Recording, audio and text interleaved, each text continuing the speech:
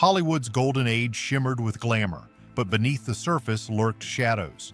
Behind those radiant smiles and vintage gowns, some of cinema's most iconic actresses hid tempers, secrets, and scandals that could rival any film plot.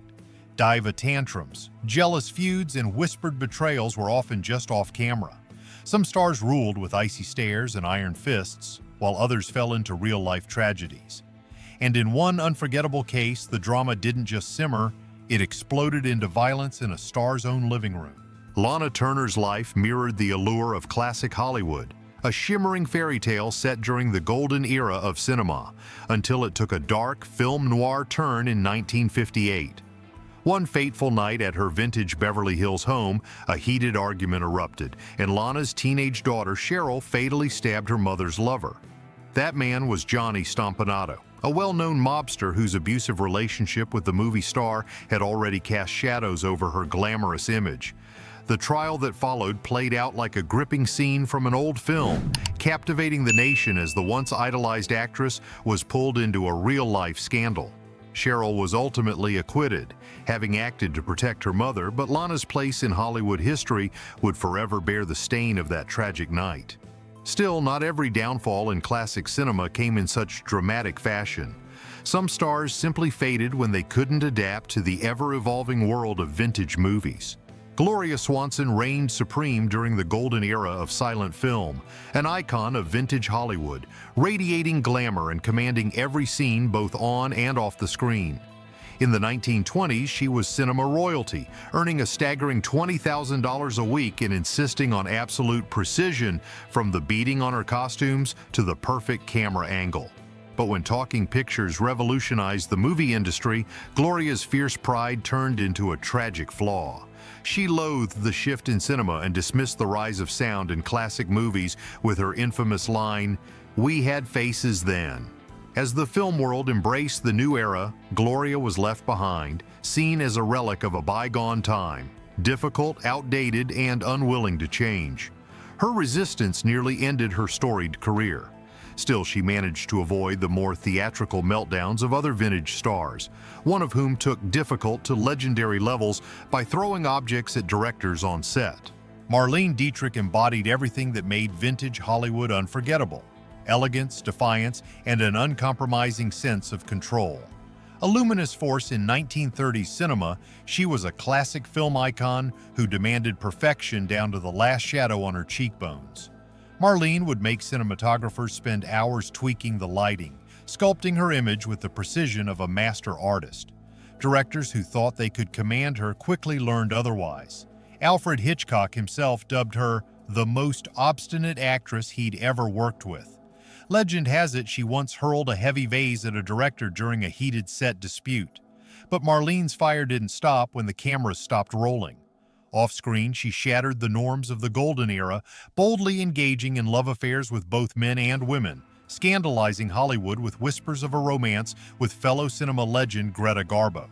Fearless and unapologetic, she lived on her own terms. Bette Davis, a true titan of classic Hollywood whose fiery presence lit up the golden era of cinema. With those piercing, saucer-like eyes and a glare that could stop anyone cold, Bette carved out a film career as unforgettable as her temper. She refused to be controlled by directors, studio heads, or even fellow stars.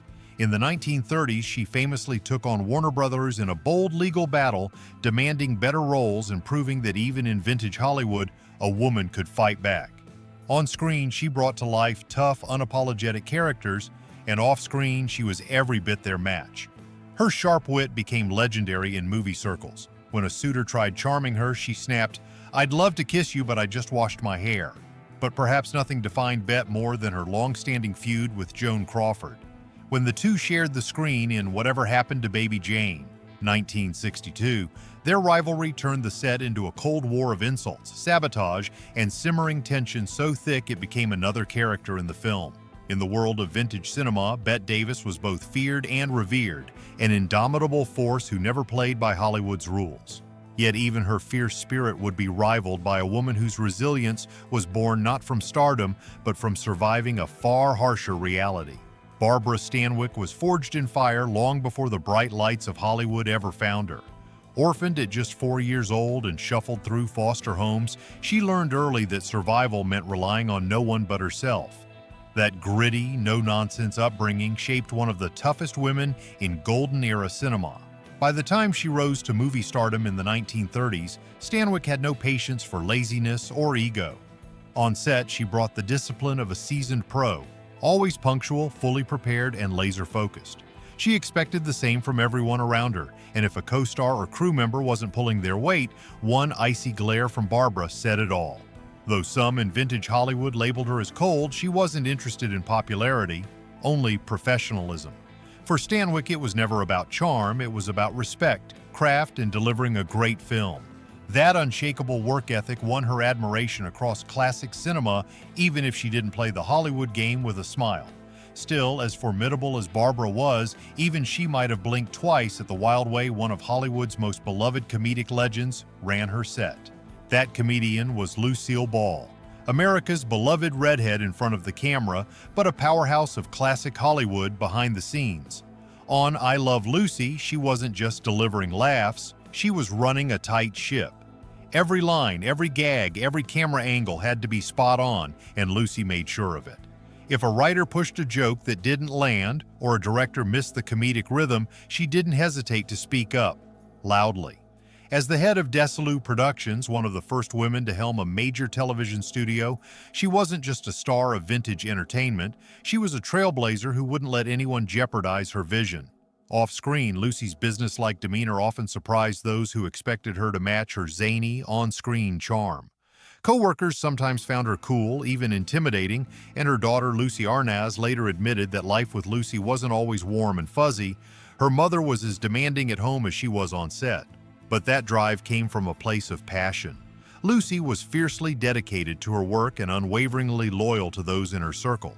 Still, not every Hollywood leading lady played by the same rules. One violet-eyed icon shocked the film world with a betrayal so bold it became one of vintage cinema's most infamous scandals. Elizabeth Taylor's betrayal remains one of the most infamous scandals of Hollywood's golden era, a tale of glamour, grief, and shocking disloyalty. In the 1950s, Elizabeth and fellow movie star Debbie Reynolds were more than just colleagues. They were best friends, practically vintage Hollywood royalty.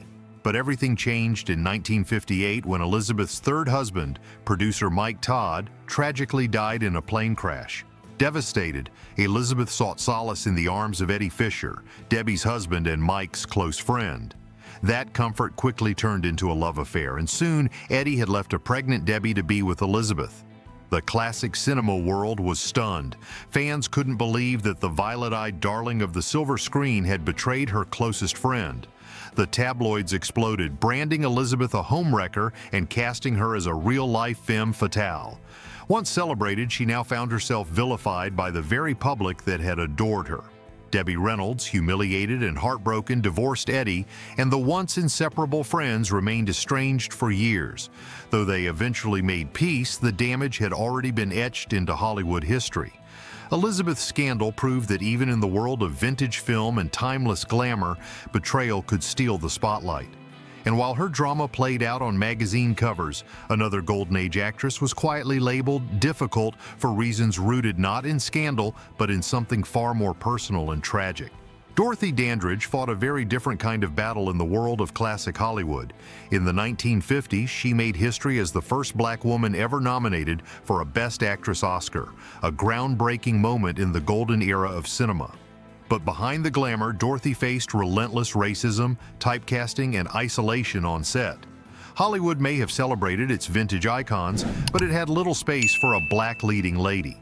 Often Dorothy kept to herself in dressing rooms or remained distant from co-stars, not out of arrogance, but out of caution.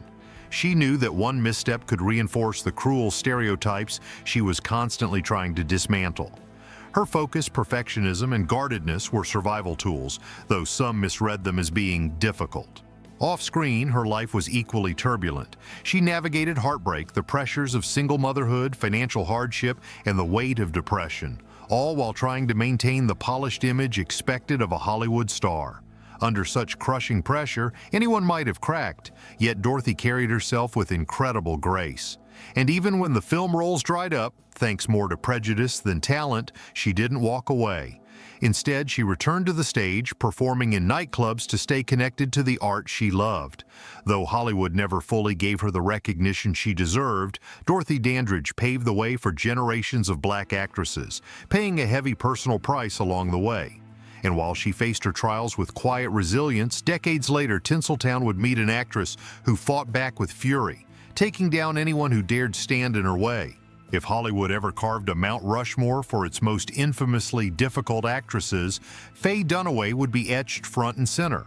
By the 1970s, she was an Oscar-winning force in film, but her behind-the-scenes behavior became as legendary as any classic movie performance, though far more terrifying for those who had to work with her. Faye didn't just clash with directors, she unleashed full-blown meltdowns. From co-stars to crew members, everyone treaded lightly around her notorious temper.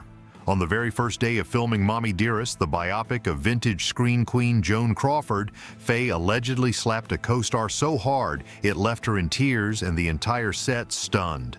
And that was only the beginning. Known for flinging objects, coffee cups, script binders, whatever was within reach, Faye's tirades were pure Hollywood chaos.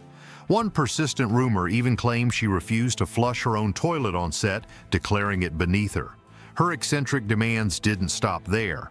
Crew were reportedly banned from making eye contact or speaking to her unless spoken to, rules that baffled even the most seasoned professionals. Her reputation for being impossible became so widespread that even Bette Davis, a titan of golden-era cinema and no stranger to strong personalities, publicly called her out.